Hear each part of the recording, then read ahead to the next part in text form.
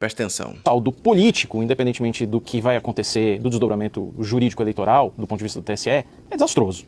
Desastroso porque indispôs o Lula, o governo e o PT com os evangélicos, por causa dos conservadores numa lata, indispôs o presidente com pessoas que não são, como disse Flávio Bolsonaro, que aliás conseguiu posar de Flávio Paz e Amor. Tudo o que ele queria responder de uma forma equilibrada, sóbria, como tem se vendido para o eleitorado e para o mercado. Eu sou o bolsonarismo centrado. Foi dessa forma que ele se apresentou hoje ao longo do dia. Mandou bem. O governo disputa com o bolsonarismo. Por que o Lula deu esse gol pro Flávio? Reflita. Uma faixa do eleitorado, que serão 5, 10, 15%, estourando do eleitorado, que não tem simpatia por um, não tem simpatia por outro, pode votar no Lula numa eleição, pode votar na direita em outra eleição, e é um eleitorado muito sensível a esse tipo de jogo. E hoje o dia foi todo de críticas a Lula. Tem outros aspectos também que são mais de institucionalidade que precisam ser lembrados, né? O bolsonarismo hoje resgatou muito a história da reunião do ex-presidente com embaixadores para atacar urnas eletrônicas no Palácio da Alvorada e dizer, mas ele foi... pegou 8 anos inelegível por causa de uma reunião dessa. E agora, no Sambódromo? Então essas comparações são muito ruins politicamente para o governo e do ponto de vista institucional. O governo federal chancela um bloco ou uma escolinha de samba numa cidade do interior que pode fazer a mesma coisa com o prefeito da cidade, com o político local. Pode chancelar daqui a 5, 15, 20 anos um governo muito mais radical, um presidente muito mais radical, que pode fazer a manipulação eleitoral de manifestações como o Carnaval, ou de motociatas, ou de outros atos, e dizer, puxa, mas vocês já fizeram lá atrás, como é que vão me criticar agora? Então, o saldo é tremendamente negativo para o governo depois de tudo que aconteceu no Sambódromo. Saldo negativo para o Brasil, se não acontecer nada. Mas aí vem o cálculo atrás do cálculo. Presta atenção quantas provas tem para o Lula ser severamente punido.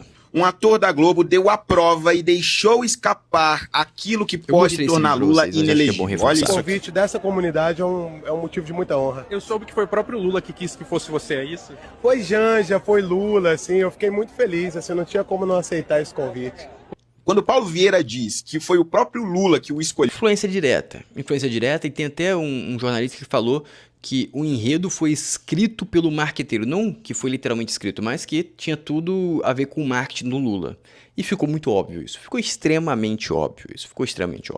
Tem dois caminhos, tem um grande caminho, que você sabe qual é. Mas olha isso aqui, ó, também, presta atenção.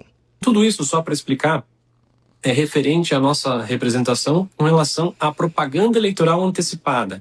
E para isso a previsão é uma multa, né? E nós pedimos que a multa, então, fosse referente ao valor global do que teria sido gasto para fazer essa propaganda. Agora, dado que houve um uso intenso da máquina pública, recursos públicos, financiamento via Embratur, né, a participação direta do próprio Palácio do Planalto, né, notícias de que a própria Janja, inclusive, estaria articulando, fazendo captação de recursos para a própria escola, indicam um indício claríssimo de abuso de poder político e abuso de poder econômico, que é outra coisa, que nós vamos fazer essa petição, né, essa ação de investigação judicial eleitoral, é uma AIGE, é outra ação, que só pode ser protocolada quando Lula registrar a sua candidatura, e nessa ação nós vamos alegar abuso de poder político e abuso de poder econômico, cuja penalidade é aí a cassação do registro e a inelegibilidade por 8 anos. Né? Então nós somos essas duas... É aí que vai viabilizar a inegibilidade dele, beleza? Você entendeu a técnica. Agora, vamos entender a retórica. Presta atenção nisso aqui. Ele já falou de inegibilidade, ele não falou que vai acontecer. Agora, já vai mudar um pouco. Só pelo seguinte, censura prévia. Lá em 2022, essa mesma ministra, que agora está ali com o presidente, vai passar o bastão para o André Mendonça, ela teria dito a mesma frase praticamente, né? Só que lá ela disse o seguinte, não... Vamos censurar previamente, mas só um pouquinho, só até as eleições acabarem. E depois a coisa nunca mais deixou de ser essa. A questão é, eles estão sim de olho nisso, tem um motivo e eu vou tentar compor aqui com vocês, porque eu já estive nessa bancada e acho que naquele dia até o Cauti estava presente e eu disse que o Dilma desinelegibilizado não estaria presente na cédula eleitoral. Naquele momento houve até um choque, tinha outras pessoas, agora não recordo falei quem também. foi. E não, mas como? Porque os sinais estão demonstrando. E esse, para mim, seria a pá de cal. Olha, se não for dessa maneira, não vai ser de maneira nenhuma. Ele não vai alegar doença, ele não vai alegar senilidade para deixar o combate.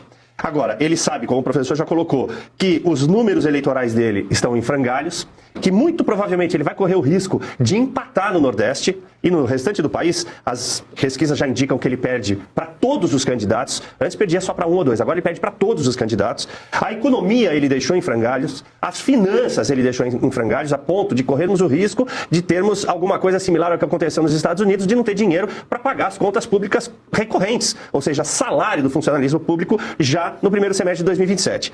Mas não tem capital político para ele subir na urna. Essa é a grande realidade. Só que ele pode sair como um fracassado, alegar doença, alegar várias coisas, ou pode sair do somebody love. Como a gente conhece a figura, a gente sabe. Já, ó, mais uma pessoa falando inelegibilidade. Agora temos mais gente, ó, presta atenção. Lula pode ter usado a escola de samba como estratégia jurídica e política para não ser mais candidato em 2026. Lula, ele é um grande estrategista político e sabe que o seu adversário tem encostado nas pesquisas. E ele pode ter usado como estratégia errar. Usou, beleza? Segundo indivíduo, já mostrei outros dentro dos vídeos. A gente vai ter o terceiro indivíduo agora. Todo mundo, engraçado que todo mundo tá falando, olha, como que é? Eureka, olha o que eu descobri. Pô, isso que era óbvio, meus amigos. Ele tá saindo, ele tá escolhendo-os pra sair. A questão é que ele vai ferrar o TSE e o STF. Isso ele vai ferrar, presta atenção. Vocês não vão gostar de ouvir isso, mas eu vou dizer mesmo assim. Eles preferem Lula inelegível e vítima, do que Lula candidato e derrotado. A urna não perdoa quem zomba da fé cristã. Consenso. Virou agora um consenso a estratégia do Lula. A estratégia do Lula qual que é? A estratégia é ele se tornar inelegível e ele falar, olha como eu estou sendo perseguido, vote em ciclano para você ir contra a perseguição. E aí ele vai tentar inverter a situação e colocar que o STF é mal, porque ele sabe que isso está tendo apelo de voto no centro e também na própria esquerda. E aí ele vai invertir, ele vai tentar se colocar contrapondo o STF. Vai ferrar o STF, isso é um fato. E ele já vem construindo essa narrativa há algum tempo. Tanto que ele começou a falar, tem que ter mandato para ministro, realmente os ministros não tem como. Ele falou, é intolerável o Toffoli ficar com o caso do Banco Master. Ah, não é possível. Só que é um cara que ele não respeita nada e a gente sabe disso. A gente sabe que ele não respeita nada. Por quê? Porque, cara, é só você olhar. Todo momento tem um escândalo. E agora, qual que é o estado que é o estado mais petista de todos? Que o PT mais governou. Hoje não é mais petista, mais governou. Foi a Bahia. E olha o que a Bahia fez. Olha que a Bahia... A Bahia foi a grande mãe do Banco Master. Presta atenção. Olha só para isso aqui. Era para ser orgulho da Bahia. Supermercado do povo com preço baixo. Cesta básica barata. Crédito fácil para o servidor. Chegou a ter 300 lojas. Sonho de ajudar a população. Até virar um pesadelo completo. Em 2018, o Rui Costa, do PT, privatizou a empresa da Cesta do Povo. Vendeu por míseros 15 milhões de reais. A empresa valia uns 600 milhões no auge. Quem comprou? Uma empresa de fachada, com capital de só 500 reais. Coincidência? Claro que não. 2 semanas depois, saiu um decreto do governo. O servidor pode comprometer até 75% do salário com o Cred Cesta. 75%. O cara passa fome. Então chegar na casa de todo mundo sem pedir, sem explicar. Muita gente nem sabia que estava endividada. O que era para ser comida no prato virou uma máquina de empréstimo consignado. O cartão foi parar nas mãos de empresários ligados ao PT da Bahia. Depois virou Banco Master, com exclusividade.